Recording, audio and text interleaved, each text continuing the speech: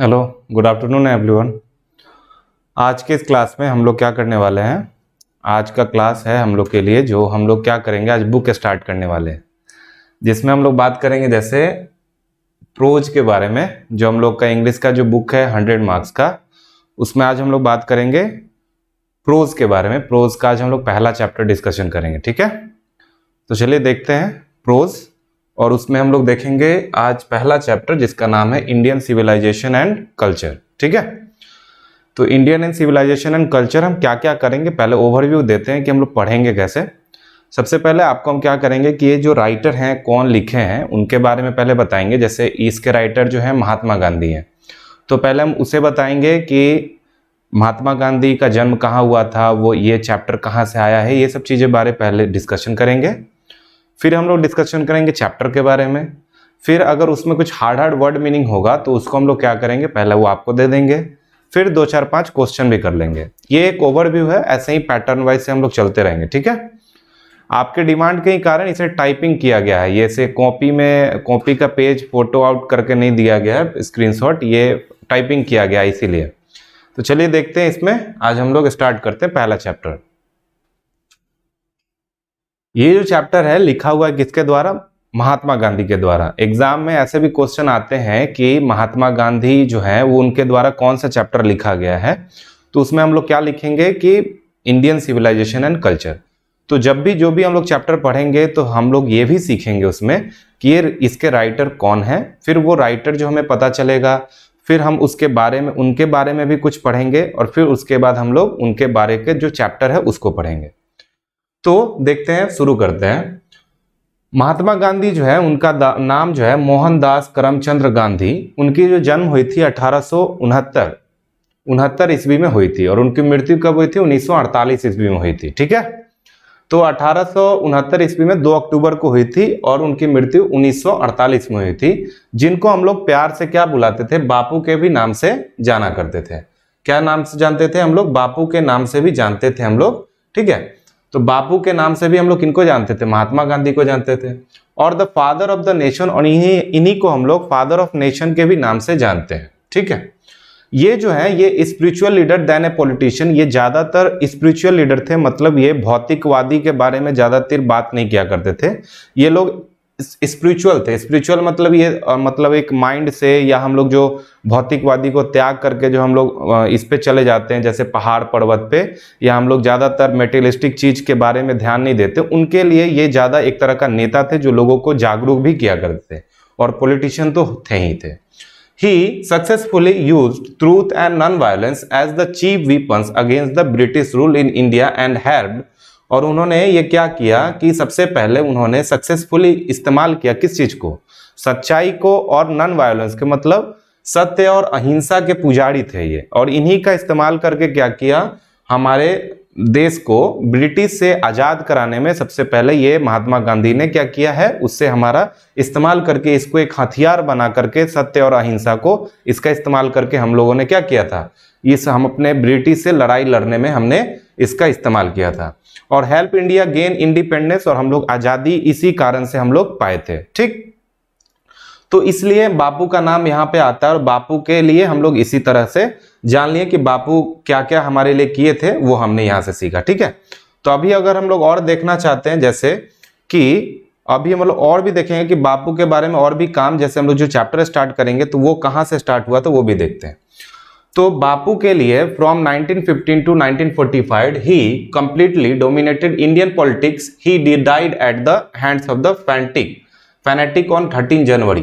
क्या है कि वो 1915 से लेकर 1948 तक वो पूरी तरह से इंडियन पॉलिटिक्स को डोमिनेट किए का मतलब क्या है कि वो मेन काम उन्होंने ही पूरे पॉलिटिक्स का संभाला। इंडिया के सारे पॉलिटिक्स का काम, मतलब जो भी मेन उद्देश्य जो था उन्होंने ही संभाला था।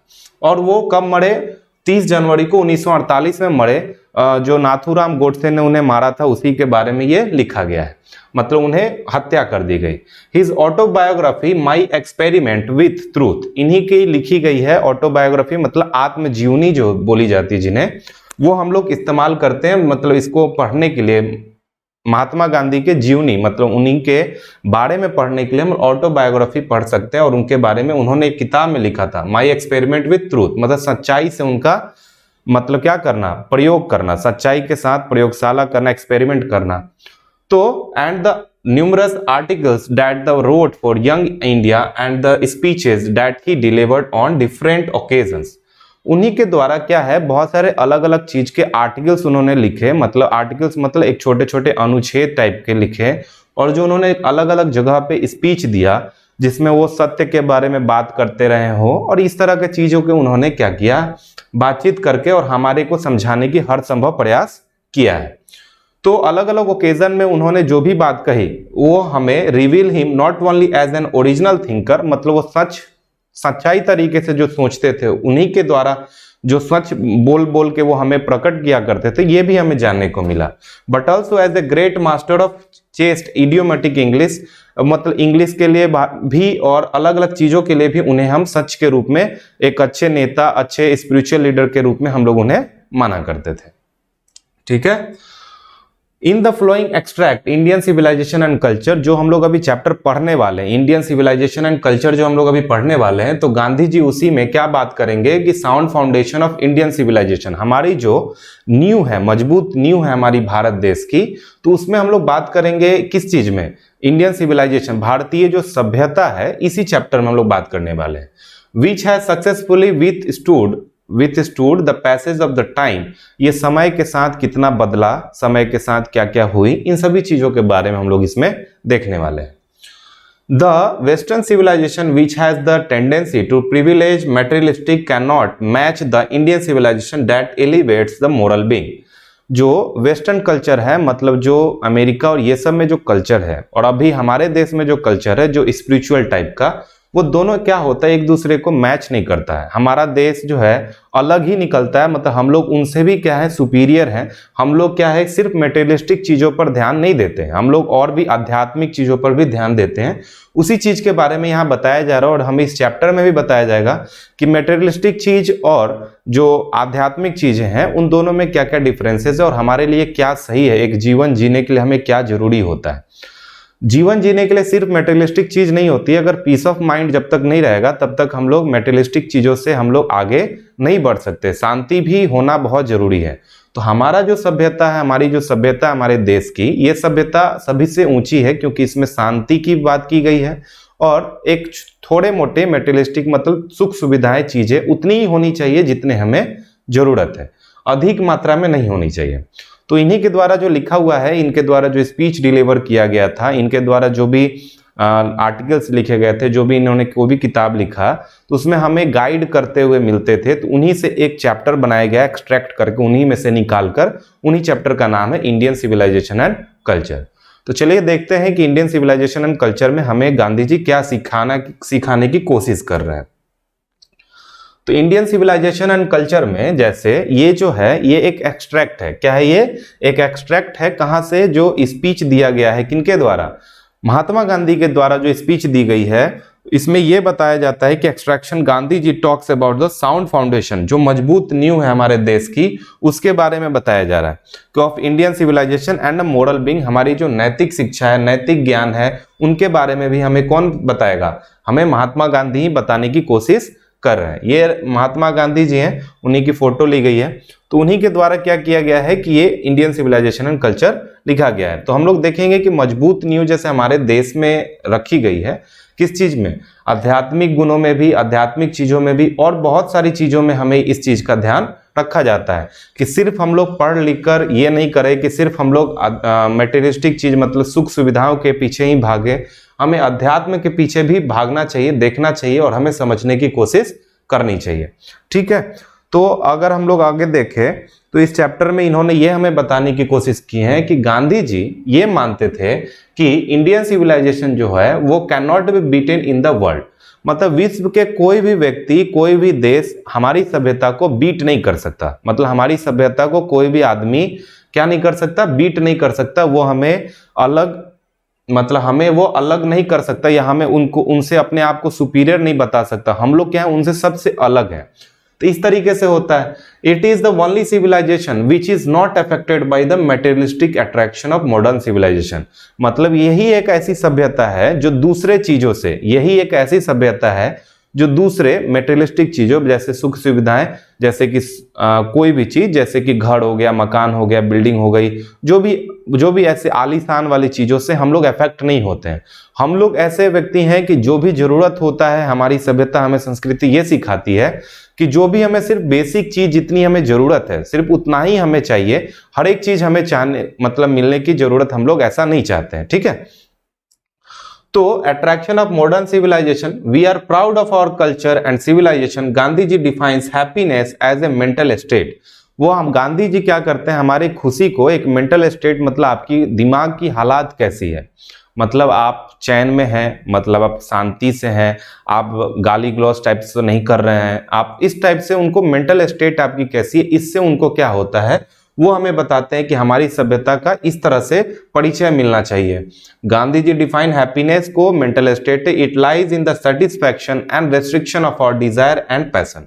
तो गांधी जी क्या करते हैं, वो देखते हैं कि सभी लोग क्या है, सेटिस्फाइड है, और क्या क्या चीज हमें करनी नहीं चाहिए, क्या क्या हमें करनी चाहिए, क्या हमें हमारे लिए जरूरत है, क्या हमें जरूरत नहीं है, इन सभी चीजों का ध्यान कौन रखता है, गांधी जी बता रहे हैं हमें कि कौन से चीज हमें सेटिस्फाई करे, सिर्फ उतना ही हमें रखनी चाहिए और कुछ चीजें हमें नहीं भी करनी चाहिए।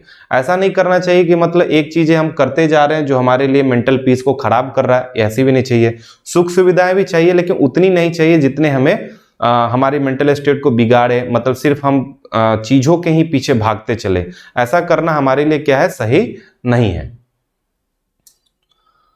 It consists in a proper use of our hand and feet. Our ancestors dissuaded us from the luxuries and pleasure. मतलब वो हमें क्या किए कि प्रॉपर यूज हमें बताएं कि हम लोग अपने हाथों का, पैरों का इस्तेमाल कैसे कर सकते हैं, कैसे करेंगे, फिर उसको कैसे हम लोग, एंसेस्टर ने हमें सिखाया कि हाथों पैरों को कैसे इस्तेमाल करके सिर्फ हमें सुखी के लिए, सिर्फ हम लोग ये नहीं चीज कर सकते कि सिर्फ चीजों का ही इस्तेमाल करें, अपने हाथ पैर का भी इस्तेमाल करें, सिर्फ हम उतना ही सुविधा का इस्तेमाल करें जितनी जरूरत है। और पूर्वजों ने हमें ये सिखाया, हमें सिर्फ छीना नहीं, हमारी चीजों को, मेटेरियलिस्टिक चीज को छीना नहीं, उन्होंने क्या किया कि वो हमें समझा बुझा कर कि क्या सही होनी चाहिए, कितनी होनी चाहिए, ये हमें समझा बुझा कर हमसे क्या किए, कुछ चीजों को हमसे अलग करने की सलाह दी। तो बहुत सारे व्यक्ति उन सलाहों को मानकर एक अलग ही अध्यात्म और मेटेरियलिस्टिक दोनों में तालमेल बैठा पाते हैं, लेकिन बहुत सारे लोग क्या है कि वो दोनों में तालमेल नहीं बैठा पाते हैं। बहुत सारे लोग मेटेरियलिस्टिक चीज़ों के पीछे ही भागते रहते हैं, बहुत सारे लोग क्या है अध्यात्म के पीछे ही भागते रहते हैं। तो दोनों में कैसे तालमेल बैठाया जाए, ये भी हमें हमारी संस्कृति से सीखने को मिलता है। They were satisfied with a small village. हमारे यहाँ की लोग जो है ज़्यादा लग्जरियस चीज़ों पर ध्यान नहीं देते, वो लोग सिर्फ इस चीज़ों पर ध्यान देते हैं कि हमें बेसिक चीज़ें जो है गांव में भी उपलब्ध हो जाती है। और लोग वो है स्मॉल विलेज में, गांव में रहना ज़्यादा पसंद करते हैं, क्योंकि गांव में आपको फ्रेश एयर मिल सकता है, गांव में आप हरी साग सब्जियां खा सकते हैं, जो शहरों में क्या होती हैं कि हमें कुछ कुछ दिनों का सब्जियों हमें देता है, जैसे उसको पानी मार मार कर मतलब सूखने नहीं देता, वो कितने दिनों का होता है। गांव में हम लोग क्या कर सकते हैं, एक हरा भरा साग सब्जी खा सकते हैं, हम लोग जो भी वहाँ पे शुद्ध दूध पी सकते हैं, हम लोग गांव में अच्छे से वहाँ की वातावरण को एंजॉय कर सकते हैं, सभी तरह की फ्रूट्स को खा सकते हैं। शहरों में ये मुश्किल हो जाता है, हम लोग की क्या है कि हम लोग साफ हवा भी नहीं मिल पाती है। तो हमारे यहाँ के लोग गांव में ही सुखी होते हैं, ये नहीं कि शहरों में आ जाएं, चार दीवारी में रहने लगे और इस तरह से, वैसी चीज़ों का ध्यान उतना ज़्यादा उन लोगों के लिए नहीं जाता है। हमारा जो सिविलाइजेशन है वो बहुत ही सुपीरियर है टू द वेस्टर्न सिविलाइजेशन, मतलब हम लोग सुपीरियर है, मतलब उनसे आगे हैं। मतलब किससे, इंग्लिश वाले जो इंग्लिश मैन जो लोग हैं, अमेरिकन जो लोग हैं, उनसे क्या है हम लोग बहुत ही आगे हैं। मतलब उनकी सभ्यता और हमारी सभ्यता में जमीन आसमान का अंतर है, हम लोग उनसे कई ज़्यादा गुना ऊपर हैं, क्योंकि हमारी संस्कृति में सिर्फ मेटेरियलिस्टिक को नहीं, दोनों को तालमेल बैठाने की क्रिया सिखाई जाती है। और हम लोग क्या है कि बड़ों का आदर करना, झुककर प्रणाम करना, दूसरे के लिए अच्छा भाव देना, हमें लोगों के लिए भी अच्छी बातें सोचना, ये चीज़ें हमारी सभ्यता सिखाती है। इसलिए क्या है कि हम लोग क्या है सुपीरियर है, हम लोग क्या है बहुत ही ऊपर हैं, किससे, वेस्टर्न कल्चर से। Our civilisation is based on morality while western civilisation is based on materialism. मतलब हमारी सभ्यता जो है नैतिकता पर आधारित है कि पिता है तो वो आपके बड़े हैं तो आप उनको क्या करना चाहिए, इज्जत देनी चाहिए, माता को इज्जत देनी चाहिए। तो हमारी चीजें क्या है, मोरलिटी पर, बड़े हैं तो उनको पैर छू के प्रणाम करना चाहिए। तो ये सब चीजें हमारे लिए बहुत ही ज्यादा मेटेरियलिस्टिक चीजों से अलग हमें बनाती है, हमें नैतिकता की राहों पर चलना सिखाती है, जिससे हम लोग क्या है कि एक अच्छे इंसान बन पाते हैं। वही मेटेरियलिस्टिक चीज में वेस्टर्न कल्चर लोग सिर्फ मेटेरियलिस्टिक चीजों पर ध्यान देते हैं, सिर्फ वो गाड़ी बंगला, बहुत सारे तल्ले बिल्डिंग, सीप, एरोप्लेन, इस चीजों पर ज्यादा ध्यान देते हैं। ऐसा नहीं कि हमें वो नहीं करनी है लेकिन उतनी ही करनी है जितनी हमारे लिए वो अच्छे हो, हमारे शरीर के लिए भी। और ऐसा नहीं कि हम लोग सुख सुविधाएं के लिए घर में सिर्फ बैठे रहें, शरीर और हाथ का इस्तेमाल नहीं करते रहें। आर्टिफिशियल इंटेलिजेंस के लिए हम लोग बस यहाँ से switch on the fan, Alexa switch on the fan, ऐसे करते रहें। ये सब करने से हमारे लिए क्या है कि बेहतर नहीं है। हमें कुछ काम हाथ पैर चला के भी करना हमारे लिए क्या होता है, बहुत ही ज्यादा जरूरी होता है। इससे हमारी शरीर की जितनी भी मांसपेशियां होती हैं ये भी चलती रहेगी, तो हम लोग क्या है कि स्वस्थ भी रहेंगे। अगर सिर्फ मेटेरियलिस्टिक चीजों पर ध्यान देंगे, आर्टिफिशियल इंटेलिजेंस पे ध्यान देंगे, तो हम लोग क्या हो जाएंगे, जीवित होके भी मृत के समान हो जाएंगे। इसलिए हमें इन सभी चीजों पर क्या करना चाहिए, ध्यान देते रहना चाहिए कि हमें मेटेरियलिस्टिक चीजों पर ज्यादा नहीं घुसनी चाहिए। ठीक, तो आगे देखते हैं। और Gandhi ji says that a certain degree of physical comfort, मतलब एक सर्टेन लेवल पे, मतलब हम लोग अगर जितना हमारे लिए शरीर के लिए सुविधा हो, बेहतर हो, उतना कंफर्ट जरूरी है, एक्सेस नहीं होनी चाहिए। Is needed for sound health, मतलब हमारी जीवन के लिए अच्छी हो। जैसे अब मान लेते हैं कि जैसे पहले के लोग क्या है कि उतनी ज्यादा गद्दा उद्दा पे नहीं सोया करते थे। आजकल कर्लॉन का और ये सब अलग अलग ब्रांड की गद्दे आती हैं, जिससे लोग क्या कर सकते हैं, सोने से एक अच्छी नींद आती है। तो हमें एक फिजिकल मतलब एक मिनिमम कंफर्ट हम लोग कर सकते हैं, लेकिन ज्यादा की जरूरत हमें नहीं है। वो हमारे हेल्थ के लिए भी खड़ा भी होती है। But above a certain level man become slave of luxuries, अगर हम लोग एक सर्टेन लेवल से ऊपर जाते हैं तो हम लोग क्या हो जाते हैं, गुलाम हो जाते हैं। हमेशा क्या होते हैं, किसी किसी चीजों के लिए ही हम लोग हमेशा लगे रहते हैं कि हमें ये मिल जाता, हमें वो मिल जाता, इसलिए लगे रहते हैं। और ये हमारे लिए क्या है, सही नहीं है, ये हम लोग गुलाम बन जाएंगे। ठीक है,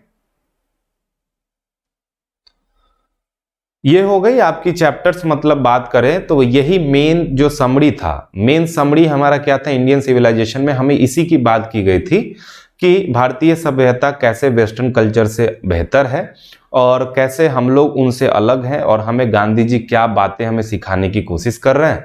ये मेन उसका समरी था। आपको अगर चाहें तो आप क्या कर सकते हैं, पूरे बुक को रीड कर सकते हैं, लेकिन बुक रीड करने में आपको बहुत ज़्यादा टाइम लगेगा। तो आप करिए ये काम। यहाँ पे पढ़ाने में क्या होता है कि हमें मेन सिर्फ टॉपिक जो होता है, जो हमें सिखाने की समझाने की जरूरत है, सिर्फ उसी को लेकर पॉइंट आउट किया गया है। ठीक है, आप उसे खुद से रीड करें, आपकी और भी ज़्यादा अंडरस्टैंडिंग डेवलप होगी और क्वेश्चन करने में और भी ज़्यादा सुविधा होगी। लेकिन बेसिकली मेन चीज, मेन पॉइंट यही था, और इसी से हम लोग चाहेंगे तो पूरा क्वेश्चन आंसर सारा कुछ कर सकते हैं। तो उसी के लिए कुछ क्या है, वर्ड मीनिंग दिया गया है कि वर्ड मीनिंग जैसे जो मेन पॉइंट है, जिसका अगर आपको मीनिंग नहीं पता हो तो ये क्या होगा कि साउंड फाउंडेशन का मतलब क्या होता है, मजबूत नींव। एक्सट्रैक्ट का मतलब होता है अंश, अंश का मतलब है कि किसी का एक भाग। मेटेरियलिस्टिक का मतलब होता है भौतिकवादी।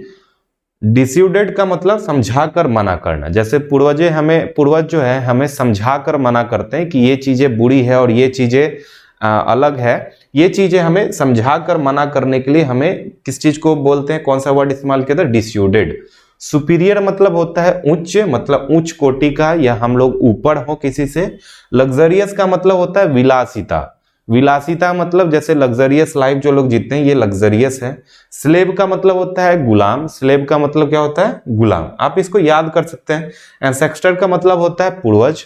जो हमारे बड़े बुजुर्ग रहे हो, दादा परदादा, उनको क्या बोलते हैं हम लोग, एंसेस्टर कहते हैं। ठीक, इसको भी आप कॉपी में नोट डाउन करके याद कर सकते हैं। वेस्टर्न का मतलब होता है पश्चिमी, जो जैसे अमेरिका हो गया, ये सारे क्या है, वेस्टर्न कल्चर हो गए। सिविलाइजेशन का मतलब क्या हो गया, सभ्यता। सर्टेन का मतलब क्या हो गया, निश्चित। ये सारी चीजें। अब आपको कुछ क्वेश्चन आंसर भी कराई जा रही है। ठीक है, क्वेश्चन आंसर से जैसे एग्जाम में क्या होगा कि एग्जाम में हम लोग आसानी से क्या है कि इसको क्वेश्चन आंसर जैसे हम लोग जो पढ़े हैं देखते हैं, उसी के अनुसार हम लोग क्या क्या लिख सकते हैं। ठीक, what according to the author is modern civilisation, मतलब अभी की सभ्यता मॉडर्न सिविलाइजेशन क्या है ऑथर के द्वारा। ऑथर कौन थे? Mahatma Gandhi. The author Mahatma Gandhi in his essay Indian Civilization and Culture states that modern civilization is the worship of the brute in US. It leads and away from the spiritual and the divine life. ये author के द्वारा ये बताया जा रहा है कि ये जो हमारी जो मॉडर्न सिविलाइजेशन है वो हमें क्या कर रहा है कि हमें बहुत ही अड़ियल टाइप का या हमें किसी चीज के प्रति गुलाम टाइप का हमें बनाते जा रहा है। ये हमें हमेशा स्पिरिचुअल चीजों से भौतिकवादी चीजों की तरफ आकर्षित करवा रहा है। और स्पिरिचुअल मतलब ये मतलब जो हम लोग आध्यात्मिक चीजों से हमें बहुत ही ज्यादा दूर ले जा रहा है। जैसे पूजा पाठ जितना पहले हुआ करता था अब उतनी पूजा पाठ नहीं होती है। ये इसलिए होता है क्योंकि हम लोग मेटेरियलिस्टिक चीजों के पीछे ज्यादा भाग रहे हैं। It is a devotion to the brazen materialism. He also believe that we follow it will bring nothing disaster and destruction for us. तो महात्मा गांधी ये बिलीव करते हैं कि हमें ऐसा होता है कि हम लोग भौतिकवादी या हम लोग जो है गुलाम जो है किसके प्रति बनते जा रहे हैं, हम लोग गुलाम बनते जा रहे हैं मेटेरियलिस्टिक चीजों पर, उन्हीं की पूजा करने लग रहे हैं। और हम लोग अपने आप को और पूरे दुनिया को, संसार को डिस्ट्रक्शन मतलब किसी चीजों से आपदा विपत्ति और इस तरह से पूरे चीज को खत्म करने में हम लोग ज्यादा लगे हुए हैं, वो हमारे लिए सही नहीं है।